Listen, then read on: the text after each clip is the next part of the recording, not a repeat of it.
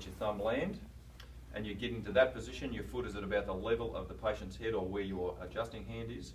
You ask the patient to turn to the right. As they turn, you drop your arm down so that you end up level here or close to level, and then you stabilise over the patient's head and ear. So the objective is to get to the segment above, but just like this will be just fine. Lateral to medial, some feet away, I to S. Thank you. Questions? All right, index pillar push. All right, so then the variation on that is if the patient has limited rotation that day, everything is exactly the same in terms of getting to your setup. You slide down to the LPJ. Passive on the patient's part, active on the doctor. You roll the patient and you just turn with them and you just take whatever they can give you, and the line of drive is the same. Yes. All right, so everyone clear? All right, very good. So the alternative to that is as a limited rotation. So then we go straight on to our occiput listings. All right, so we have a PS and an AS. Yeah, those things don't do well, do they, team? All right, so if we have an anterior superior listing, right, occiput's done this, all right, so we're going to have a very inferior stance. So we're contacting onto the occipital shelf. You're going to get as inferior basically as you can stand. So your foot is about at the level of the shoulder of the patient, and you're using thenar pad, hooking up underneath both of those. You can have the patient to tuck their chin a little bit, sets them already in position for the direction you want to go. Fingers can land just nice and easy right here. The contact is right in on your thenar pad. Here we go, and it's a rocking motion just like so. PS occiput, you're going to stand very superior. I want your episternal notch to be at the level of the occiput. If you can get that far up, you should be able to. So just put your foot wherever you're stable. So it's gone posterior and superior, all right? So we're up here, we're trying to rock it back that way, all right? So we'll have the patient to lift their chin just to extend them a little bit. That's in the perfect position. Again, same basic contact, except that you're up on top of the occipital shelf. And thenar pads again, and rocking. It's a wrist action, just like so. Good? All right. Right, supine. Dr. Missy, if you could turn over for me, please. So, index pillar push.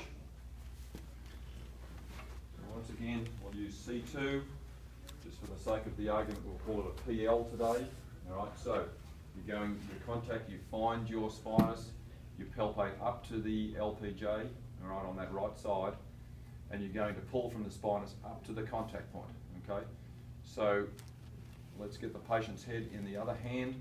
One thing I'm finding is, let's do this so we get good stabilisation on this hand. Don't just have your hand underneath the patient's head like this. The other day, yesterday I guess, some of you are still doing this. It's much better if you have the thumb coming in front of the ear. You're going to have much better control. So I want to see that. So we're going to come from the spinous, we're going to pull up with our tissue pull to the LPJ. At that point you're in stable position, patient's in a neutral position, thumb on the mandible. So there's a little bit of lateral flexion and rotation, and you step around behind it so that arm is nice and level and you're straight across. Your line of drive is lateral to medial. Okay? Index spinous push, I'll just do it from the other side. So if it's a PL, same things, we're going to get the stabilisation hand, get a hold of our patient so that we've got good control there.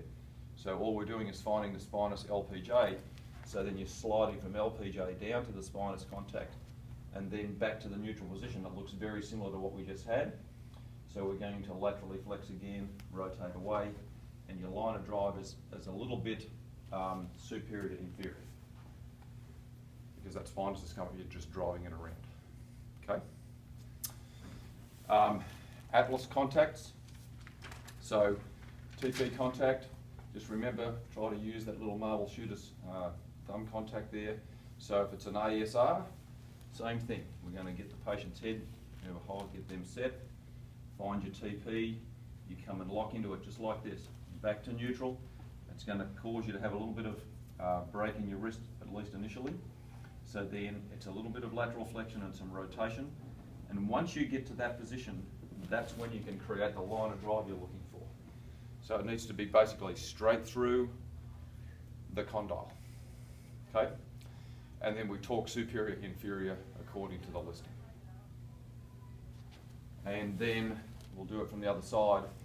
Atlas, posterior arch contact. So again, stabilisation hand on first. Palpate, find your TP, slide down onto the posterior arch, going from TP to posterior arch. Contact point number 5, right there. Thumb again stabilises. There'll be some lateral flexion, a little bit of rotation. Liner drive straight through the condyle once again. I think that's it, isn't it?